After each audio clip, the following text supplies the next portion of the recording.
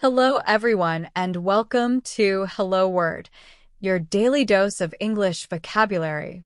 I'm your host, Alex, and I'm thrilled to have you with me today. Our word of the day is cycle, a verb that means to ride a bicycle. It's a very common and useful word, so let's dive right in. Cycle simply means to ride a bicycle. Think about getting on your bike and pedaling down the street. That's cycling. You can say, I cycle to work every day. Or, she cycles to the park on weekends. It's a fun and healthy way to travel. Now, let's look at some synonyms, words that have similar meanings. One synonym for cycle is ride. For example, instead of saying I cycle to school, you could say I ride to school. Another synonym could be bike. So, instead of he likes to cycle in the mountains, you could say he likes to bike in the mountains.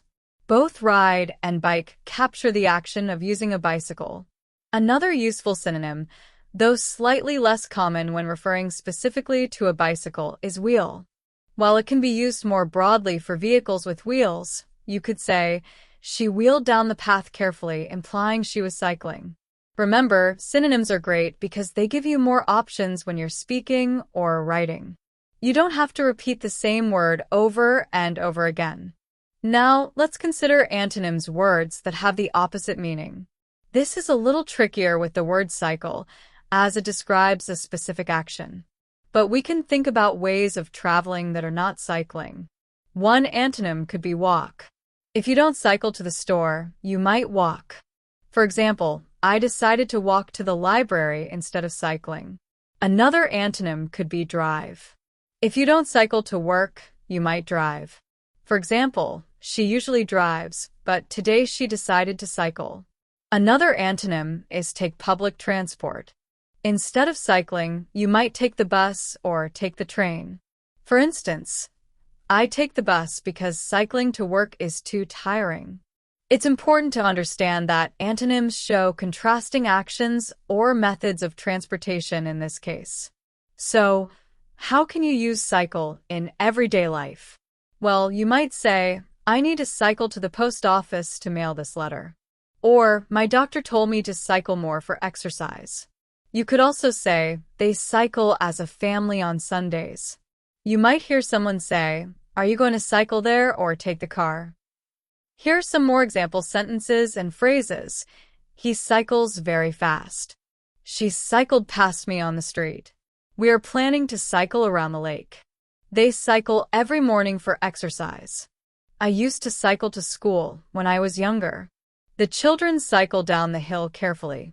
The tour guide suggested we cycle through the park. I'm going to cycle to the shops to buy some milk. Have you ever cycled across a bridge? Let's cycle to the beach this weekend. I enjoy cycling in the countryside. She is cycling in a race next month. He is cycling up a very steep hill. They are cycling in the rain, so they are wet. I cycle because it's good for the environment. She cycles for fun, and not just to get somewhere. Remember, cycle is a regular verb, so the past tense is cycled. You just add D to the end. So, to recap, cycle means to ride a bicycle.